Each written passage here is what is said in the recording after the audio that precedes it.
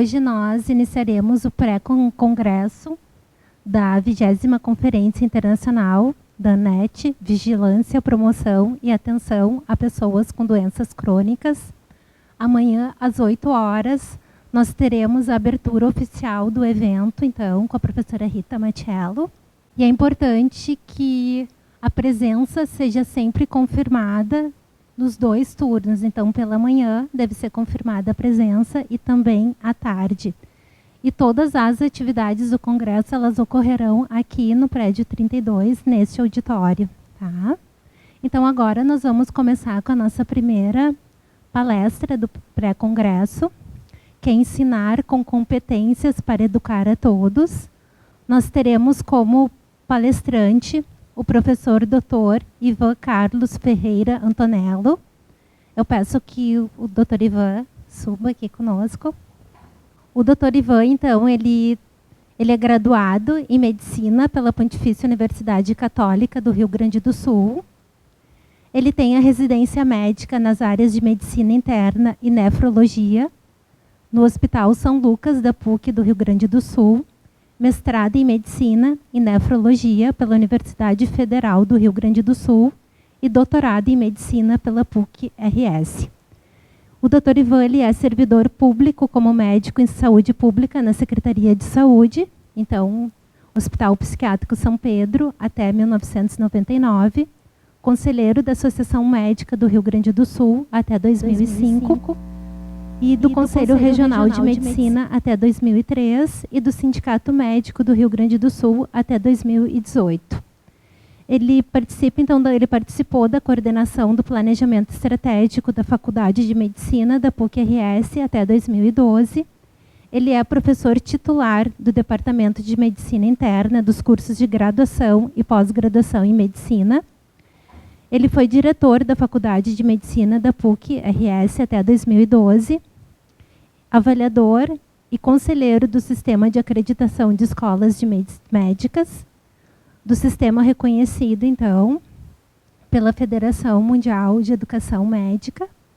Até hoje, então, o professor Ivan continua como conselheiro, coordenador médico do projeto de extensão integrado entre Medicina e Letras da PUC-RS, atualmente, e ele tem experiência na área de Medicina e Educação Médica, com ênfase em nefrologia, atuando principalmente nos temas nefrologia clínica, variação da pressão arterial em situações especiais, doença hipertensiva da gestação e docência em saúde e narrativas em saúde.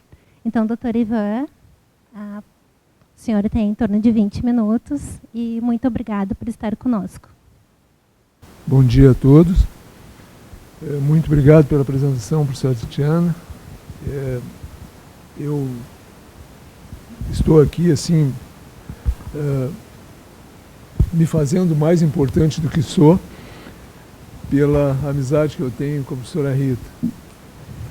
Eu queria também, nesse início, lembrar e mostrar, assim, toda a nossa solidariedade com os nossos irmãos brasileiros, gaúchos, que estão sofrendo hoje essa calamidade pública, né? Queria também dedicar um pouco dessa conversa a uma professora que esteve conosco durante muito tempo e foi-se há pouco tempo e que nos faz extremamente saudosos, nos faz muita falta, que é a professora Bartira Ercília Pinheiro da Costa. Me foi dado para conversar um pouco com vocês, ensinar como competência para educar a todos. Quando eu vi esse título, me ocorreu, eu sempre gosto de focar naquilo que primeiro me ocorre, né? E me ocorreu que ensinar é uma competência múltipla que exige qualificações. Antes disso, eu quero dizer que eu tenho declaração de conflito de interesse, porque eu sou professor há 46 anos e tudo que disser a respeito de ensino e aprendizagem ou avaliação estará contaminado pelo amor à docência e pela convicção de que a compreensão entre humanos começa na educação.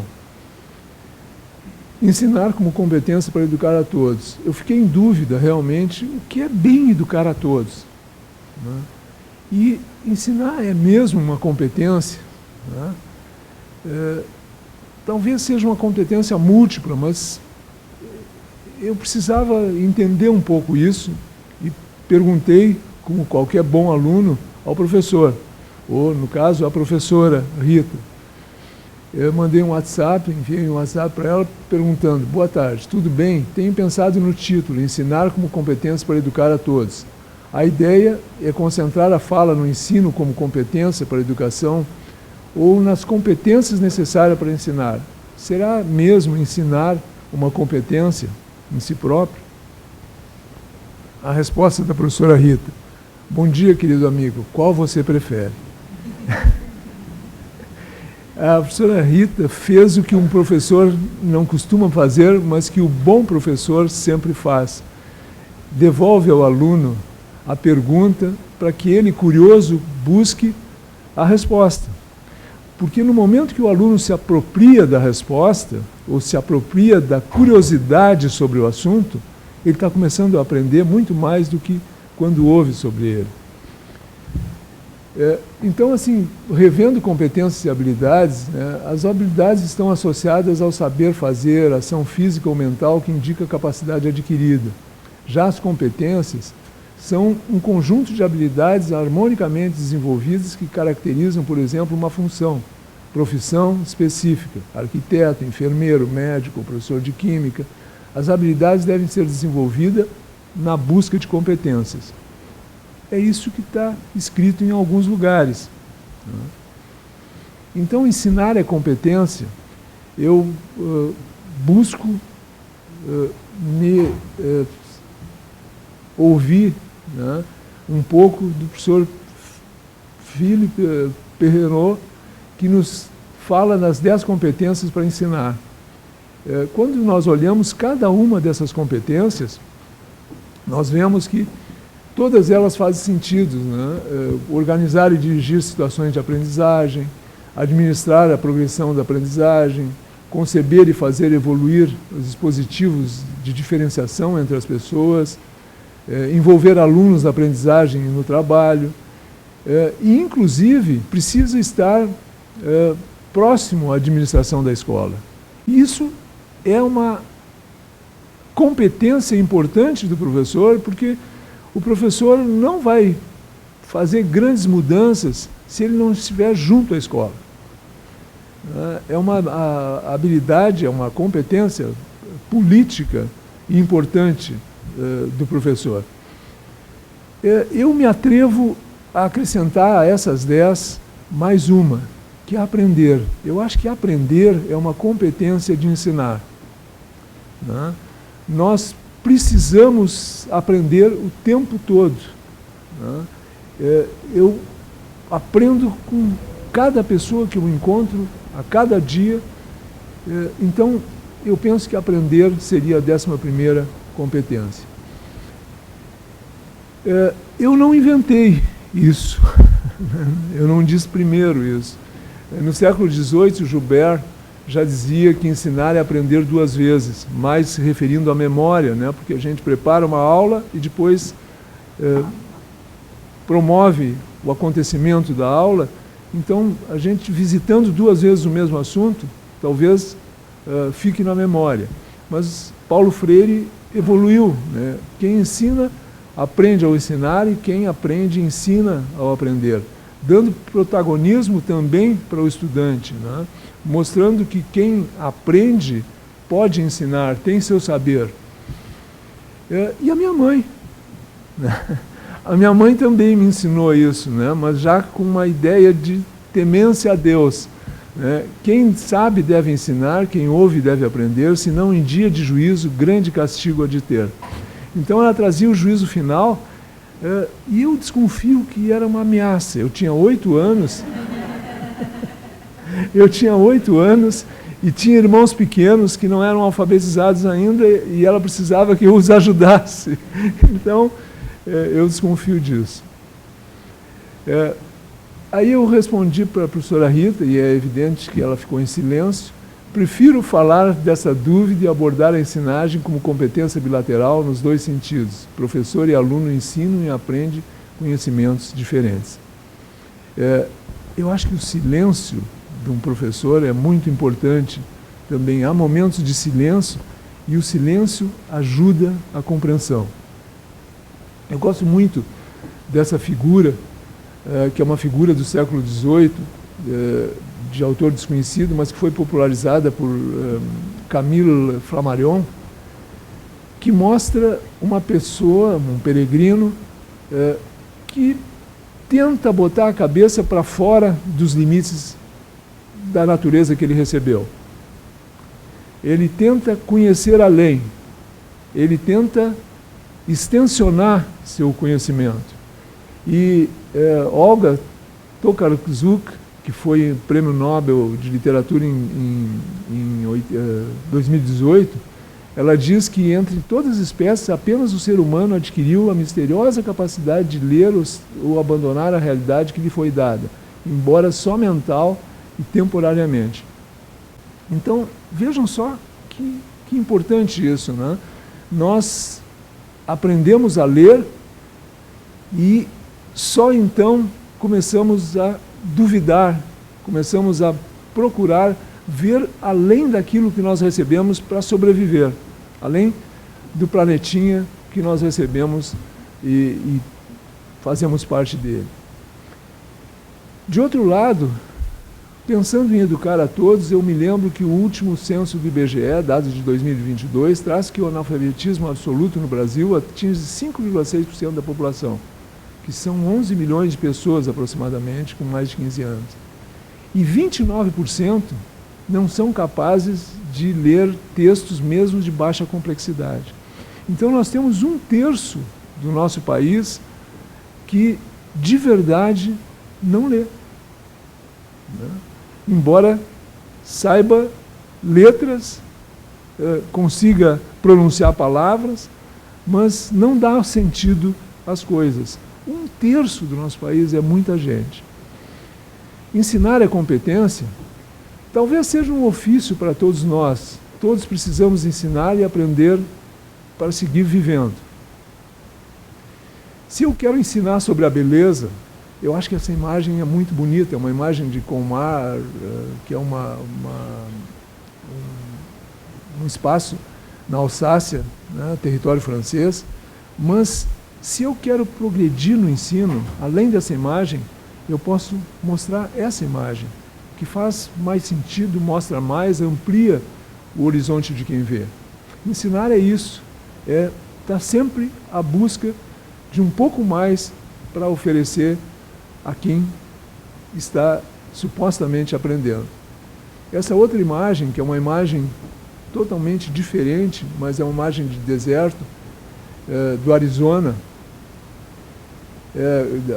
rochas com areias vermelhas, né? Coyote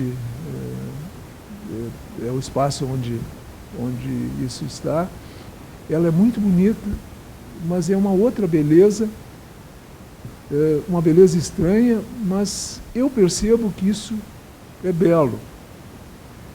Se eu colocar duas pessoas a olhar o belo, cada um vai ter sua interpretação do belo. Eu confesso para vocês assim que muitas vezes eu vi alguma coisa muito bonita e tentei mostrar para alguém de que eu gosto muito, e aí eu tentei e não consegui. E aí eu ficava pensando, como é que isso é tão bom para mim e eu não consigo mostrar que é bom para o outro, né? Essa dúvida que nos faz continuar tentando ensinar. Ensinar, então, eu acho que é ajudar o outro para que faça a sua própria descoberta, né? Certamente nós não passamos nada, né? Nós ensinamos alguém a fazer a sua própria descoberta. A descoberta não será exatamente como a nossa, nem melhor nem pior, apenas diferente. Essa é uma outra imagem bonita que eu gosto muito, das Ilhas Maurício, no Oceano Pacífico, que é uma imagem calma, pacífica, mas que o mesmo lugar pode mostrar outros momentos essa imagem, que é uma imagem revolta, né? E isso tem que ser mostrado de alguma forma, né? E cada um vai entender diferente. Mas eu acho que Eduardo Galeano conseguiu nos mostrar de um jeito melhor. Diego não conhecia o mar. O pai, Santiago Kovaclov, levou-o que para descobrir-se o mar. Viajaram para o sul. Ele, o mar, estava do outro lado das dunas altas esperando. Quando o menino e o pai, enfim, alcançaram aquelas dunas de areia, depois de muito caminhar, o mar estava na frente de seus olhos. E foi tanta a imensidão do mar e tanto o seu fulgor que o menino ficou mudo de beleza. E quando finalmente conseguiu falar, tremendo, gaguejando, pediu ao pai: me ajuda a olhar. Ele pediu ao pai que o ensinasse, né?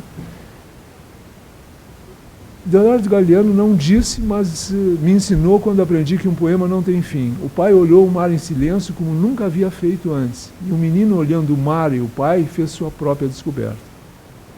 Ensinar um pouco é isso.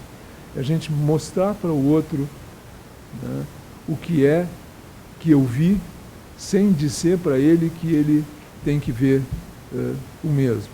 Então, ensinar não é transmitir conhecimentos. O educador não é, tampouco, possui o vírus da sabedoria. Ele orienta a aprendizagem, ajuda a formular conceitos, a despertar as potencialidades inatas do sujeito, para que ele forme algum consenso em torno de verdades e encontre suas próprias opções. Professores são todos, embora o professor seja um, se souber ser professor, e que há algum protagonismo na docência. Esse é um poema de Carlos Drummond de Andrade. O professor disserta sobre o ponto difícil do programa. Um aluno dorme, cansado das canseiras dessa vida. O professor vai sacudi-lo? Vai repreendê-lo? Não. O professor baixa a voz com medo de acordá-lo. Quando Carlos Drummond de Andrade fala sobre isso, ele fala sobre o ponto difícil do programa, que é o que o professor tem que ensinar. Se o professor não acordar o aluno, ele não vai aprender o ponto difícil do programa. E o professor não vai ensinar o ponto difícil do programa. Mas se o professor não aprender com o aluno porque ele dorme, ele nunca vai conseguir ensinar um ponto difícil do programa. Então, a nossa responsabilidade como professores é também entender o outro, olhar para o outro, ouvir do outro e aprender porque o outro tem uma ação contra a educação, contra o ensino, né? Que na realidade não é contra.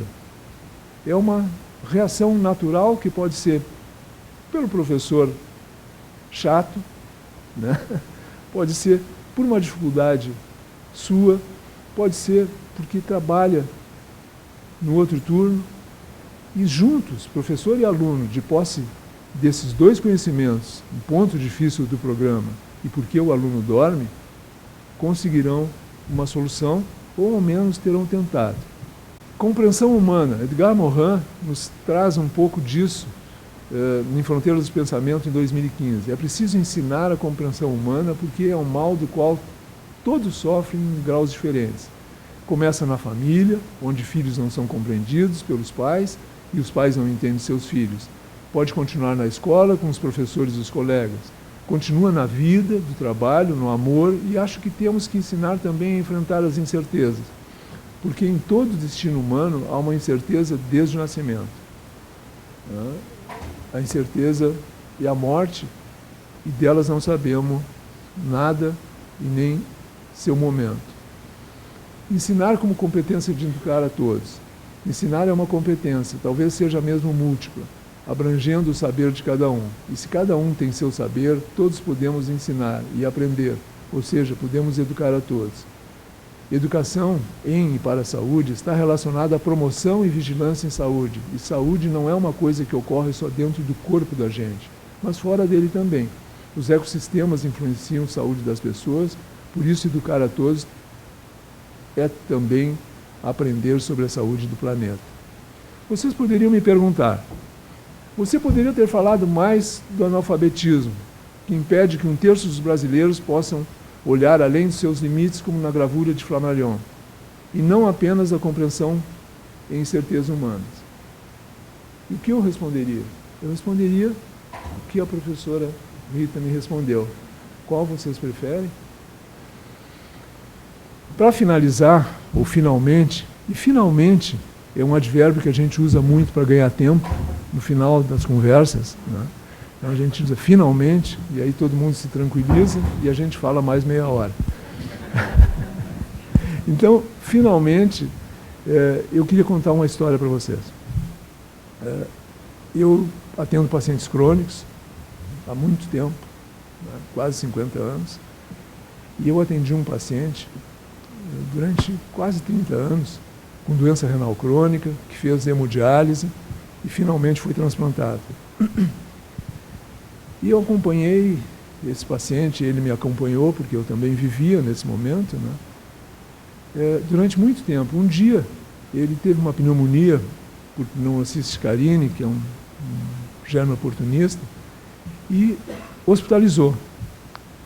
E precisou ser entubado. Ele precisava botar o tubo, mas ele não queria colocar o tubo. Ele pediu que me chamassem. A hemodiálise no hospital da PUC, onde eu trabalho, é bem próxima da UTI, e eu estava na diálise. Eu fui até lá. E ouvi o que ele me perguntava. Ele perguntava, eu preciso mesmo usar o tubo? Eu disse para ele, sim, isso vai te ajudar a respirar melhor, isso vai ajudar a que a gente te trate melhor. E aí ele me perguntou, e eu vou morrer? Eu disse, em vez de dizer, isso eu não sei, eu disse, claro que não, não vai morrer. Tu acha que se tu fosse morrer eu estaria aqui paradinho do teu lado? E aí ele fez um silêncio, né, com muita dificuldade, e disse, acho. Aí eu comecei a chorar.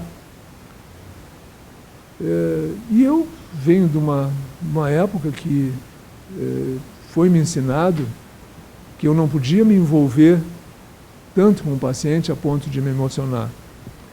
Mas eu não conseguia parar de chorar. E aí ele me disse, doutor, não chore, não fique triste. Não com essa clareza que eu digo, mas com muita dificuldade.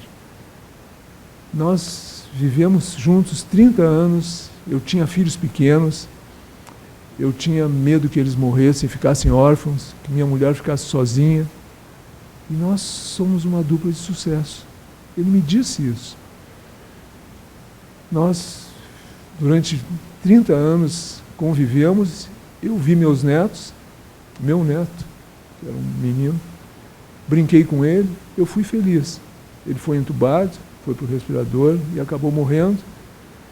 E eu aprendi com ele, e jamais vou me esquecer, uma palavra que para mim era só uma palavra, mas que ele me ensinou o que significava, que é compaixão.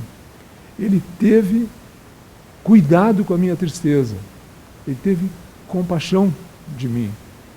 E eu entendi que não é o mais forte que pode ter compaixão, que pode ter empatia pelo mais fraco, mas qualquer um de nós pode ter empatia e compaixão pelo outro. Ensinar, sim, é competência, e sim, nós podemos educar a todos se estivermos dispostos a aprender. Muito obrigado.